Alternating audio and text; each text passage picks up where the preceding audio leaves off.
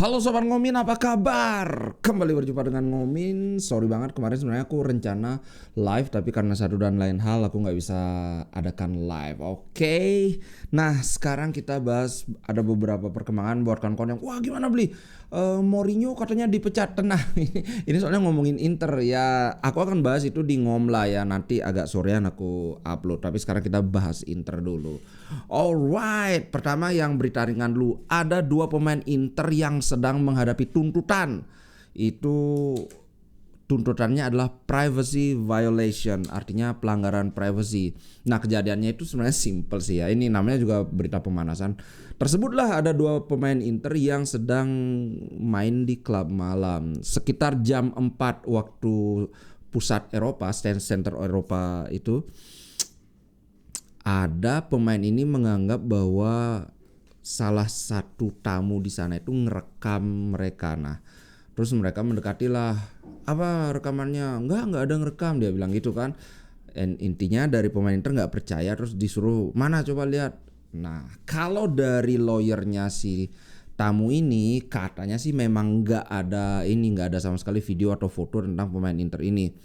Nah, bagaimana detail kasusnya ya belum tahu. Nah, karena ini kan baru masuk ke meja hukum, ini palingan juga apa namanya cuma sensasi aja, kayak orang nyari duit. Kayak dulu kan ada yang menuduh Dani Alves memperkaos gitu di WC katanya. Kok mau dia datang ke WC cowok lagi kan, ya udahlah itu berita ringan aja. Nah, gosipnya salah satu dari dua nama yang tidak disebutkan ini, salah satunya adalah Arnautovic. Tapi apakah betul atau enggak, kita tunggu aja nanti kalau sudah ada kejelasan lagi. Oke, itu cukup pemanasan. Yang kedua adalah wow, untuk bulan Januari masih tampaknya tidak akan ada pemain baru yang akan dimasukkan ke Inter selain yang sudah ini, Tajon Buchanan. Kemarin kan wah Taremi, dan aku juga sebenarnya kan ini urgent banget, kita perlu striker. Karena ya walaupun seperti yang aku bilang bahwa sekarang memang betul kita itu masih menjabat menjabat sebagai tim yang paling produktif di Serie A dengan 49 gol, ini dia. Tapi hal ini dilakukan saat striker Inter semuanya on fire. Ketika Lautaro Martinez cedera, sudah terlihat mulai agak limbung. Wah, tapi di sisi lain ini agak masuk akal sih, karena bagaimanapun kita itu kan sedang tidak ada dalam keuangan yang baik-baik saja. Ngomongnya ribet aja, intinya miskin gitu. Jadi ya setiap pembelian itu harus benar-benar dipertimbangkan, dan sulit bagi rasanya, walaupun Marotta mungkin kepingin, walaupun Inzaghi kepingin. Ketika Anda adalah tim tersubur di Serie A, sementara yang lain gak ada beli striker, loh kok minta beli striker? Ini gimana kayak gitu ya, sudahlah kita terima saja.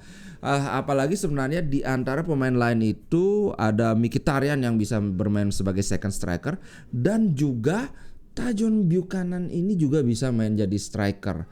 Nah kita belum melihat, tapi kan kita nggak tahu, mungkin saja saat latihan ini sudah dicoba. Harapan berikutnya ada pada Esposito. Nah masalahnya apakah perjanjian Inter dengan Sampdoria itu mengizinkan Esposito untuk ditarik di pertengahan musim? Kan ini pertanyaannya kan. Atau Carboni juga, tapi Carboni aku terus terang saja secara pribadi aku sangat setuju kalau Carboni biarin saja dia di sana bersekolah di Monza, dia mulai menemukan performanya, jangan sampai kemudian dia balik ke Inter kehilangan momentum, akhirnya malah merayap deh. Itu sih kalau menurut kawan-kawan gimana nih?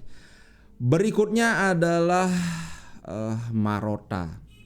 Ini ada yang menarik, aku nggak tahu awalnya gimana dia bisa ngomong gini, tapi ini adalah sebuah podcast dengan Fedez Wolf yang direlay oleh Gazzetta.it. Dia bilang gini, saat saya pindah dari Juventus ke Inter Milan, fans melihat saya sebagai seorang penyusup, tapi sekarang mereka datang kepada saya, come around to me, maksudnya ya ramah lah, ada Marotta, bro sini dulu minum kopi kayak. Nah Sebenarnya Juventus itu bukan tim pertamanya Marotta. Kalau nggak salah sebelum di Juventus itu dia sempat di mana ya? Di Sampdoria atau gimana? Nah pokoknya di sana dia bagus. Barulah ditarik di Juventus. Di Juventus kalau nggak salah dia 9 tahun. Sangat sukses menurutku. Di Juventus dia memenangkan 7 Serie A. Kemudian ada 5 Coppa Italia dan juga Juventus berhasil masuk ke final UCL 2 kali bersama Marotta. Itu dengan pelatih yang beda-beda. Dan yang paling penting adalah semua itu dilakukan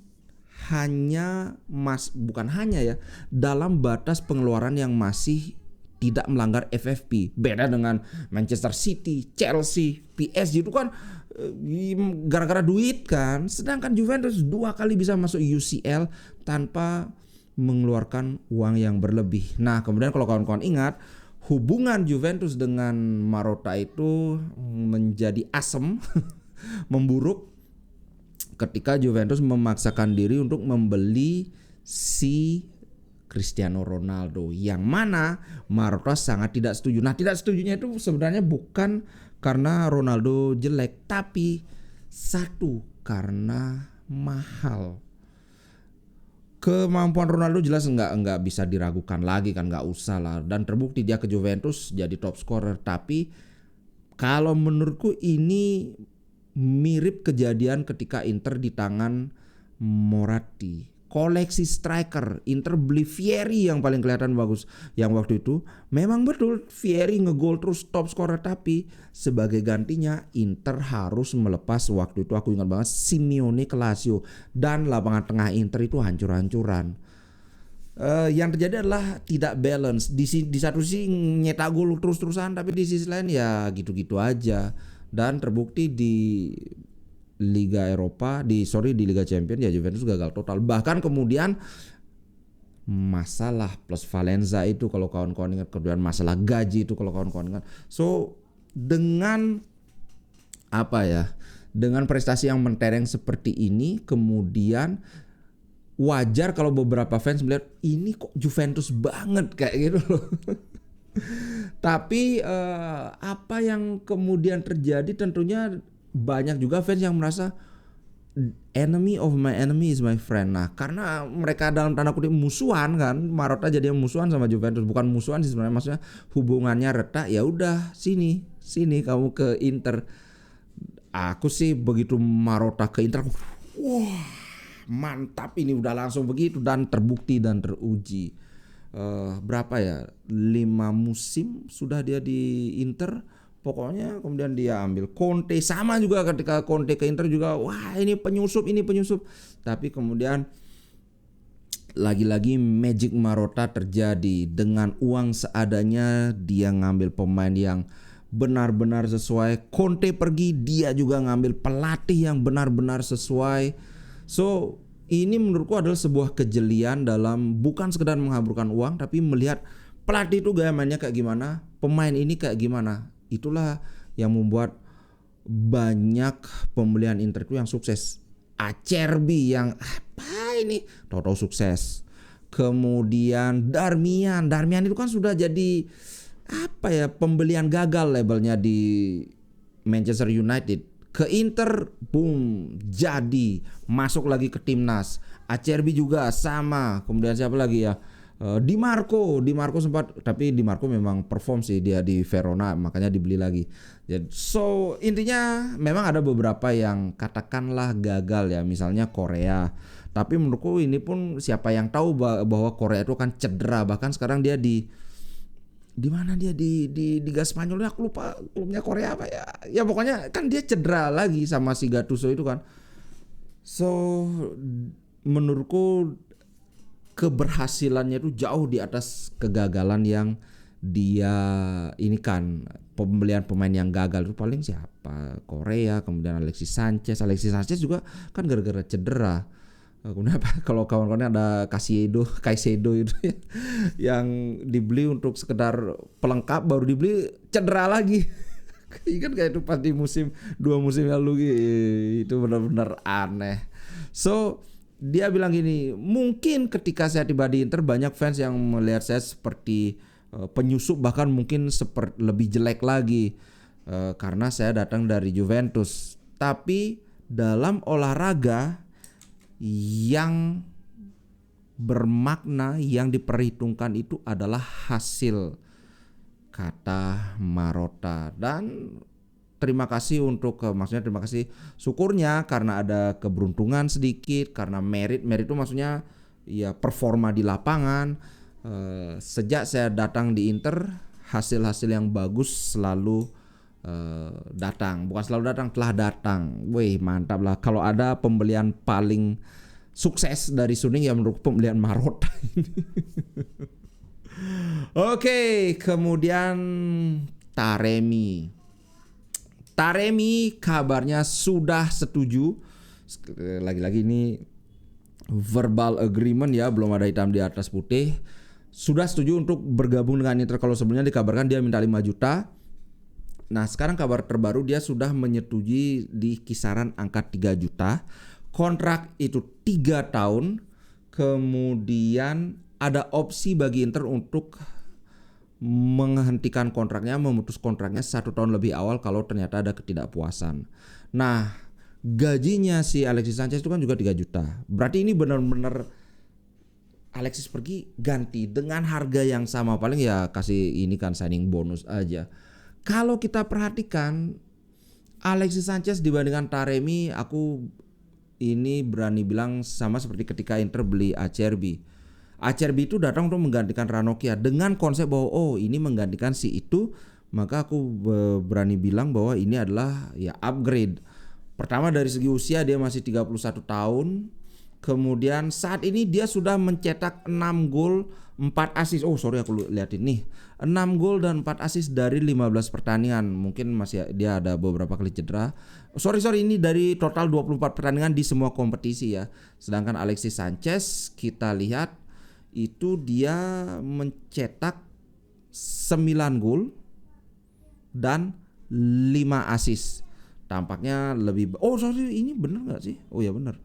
Nah itu musim lalu itu ketika di Marseille bro, aku ini yang bener.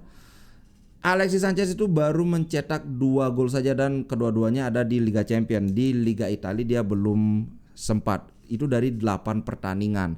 Sedangkan Mehdi Taremi ya sangat lebih bagus lah ya.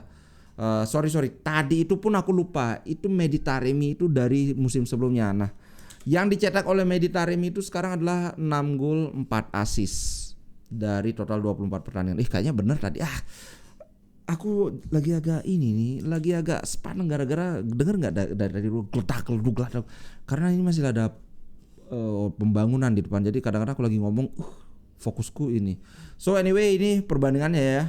6 gol 4 assist oleh Mehdi Taremi.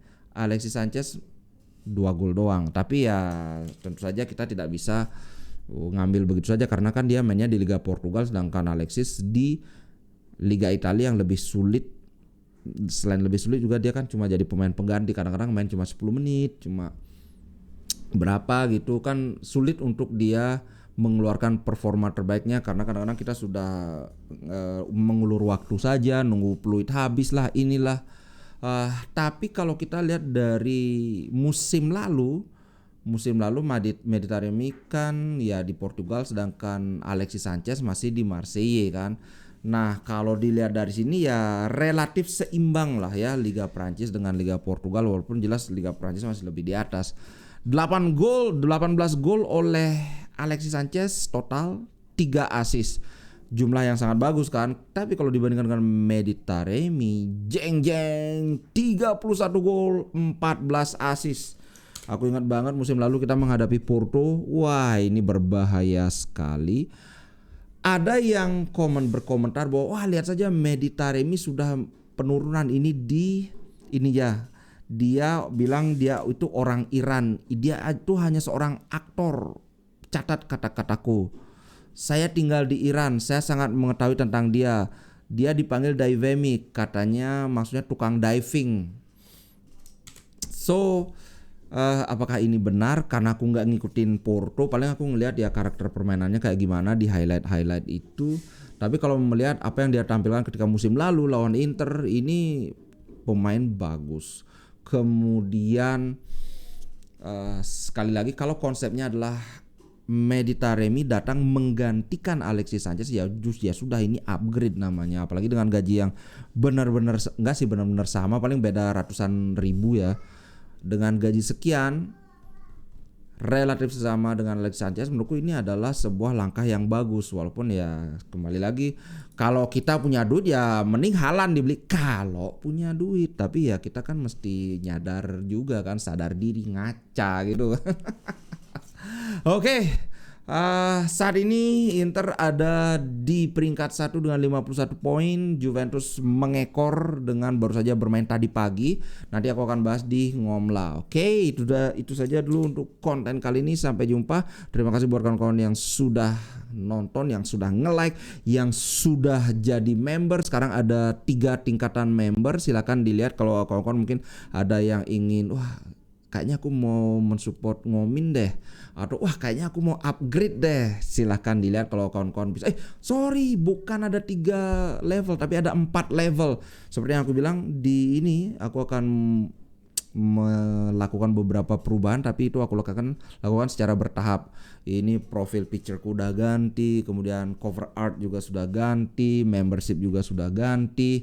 Itu saja, cuma ada masih satu hutang dengan Ngomin's Godfather dalam 1 atau 2 hari atau mungkin 3 hari lah maksimal, itu akan sudah aku upload ya video khusus. Oke, itu dulu guys. Sampai jumpa di konten berikutnya. Ciao. Mana ini? Oke, ini dia.